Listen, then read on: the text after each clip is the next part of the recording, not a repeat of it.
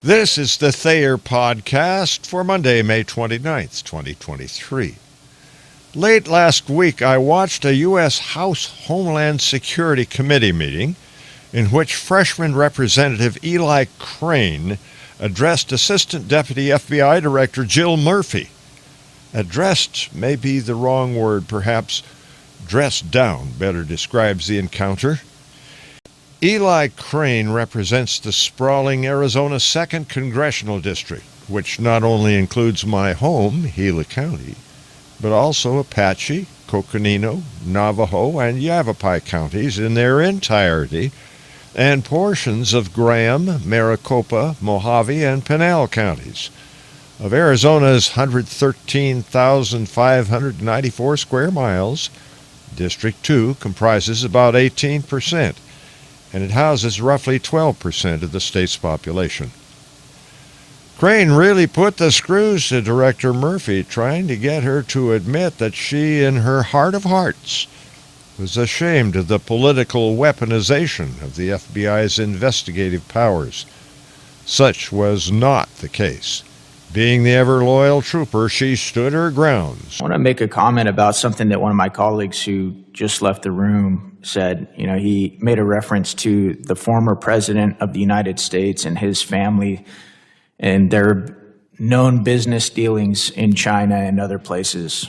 I found it interesting because one of the biggest differences between the Trump family and their foreign business dealings and the Biden family and their foreign business dealings is that the Trump family actually owns businesses.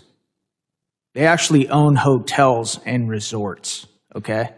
Pretty stark difference from what we're learning, what many of us knew and now we're actually learning as the Oversight and Judiciary Committee actually get to bring in witnesses. The sad thing is for everybody in this room, everybody in this town, everybody in this country knows that if the FBI and our DOJ had the type of damning information, hard evidence, bank records, etc., on the money laundering that this president, his family, have been up to the last couple years, and their names were Eric and Don Jr., we wouldn't even be having this hearing. You know why? They'd be in jail. And this is exactly the type of thing I was talking about, Ms. Murphy. And this is exactly why so many of your colleagues have had enough and they've become whistleblowers. Ms. Murphy, what do you think about that? So many of your colleagues have had enough. What do you think about the whistleblowers that just said, I can't do it anymore? I can't cover for the organization, the institution that I work for because I didn't swear an oath to them. I actually swore an oath to the United States and the Constitution. What do you think about that, ma'am? Do you feel like they betrayed the institution, or are you glad that they're up here? Sir, I appreciate the question. I'm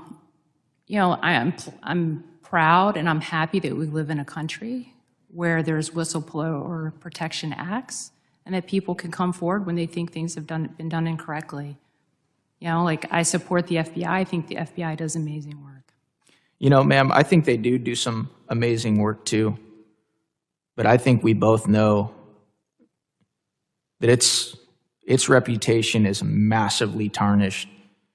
And I think we're both glad that we have whistleblower provisions in this country. But I think if you weren't under oath and we weren't wearing these clothes and in this room right now and we were having a private conversation, I sure hope there's part of you that is embarrassed and disgusted with what the FBI has been up to. And I know the American people are. I mean, look at the movies growing up. You guys are in every movie as the hero. When you were a little girl and you were watching movies growing up, did you notice that? Those cool blue jackets with the bright yellow lettering, the FBI on it. Was that pretty cool watching those movies growing up and those TV shows and now getting to work for this organization? It's amazing to work for this organization. Yes, sir. Yeah. Is there a part of you though that feels torn, ma'am? Like the whistleblowers that are coming up here now in droves that just say, I can't do it anymore. I didn't swear an oath to the FBI. Is there a part of you that feels torn or not at all?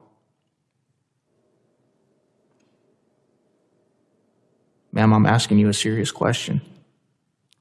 Sir, I'm very proud to work for the FBI. I think I stated that. I know you are. That's not what I asked you, ma'am. I asked you if you feel torn. Not at the least. Not the slightest. Well, that's pretty sad, ma'am. That really is. And it really shows who your allegiances are to. It really does. And as somebody who served this country myself,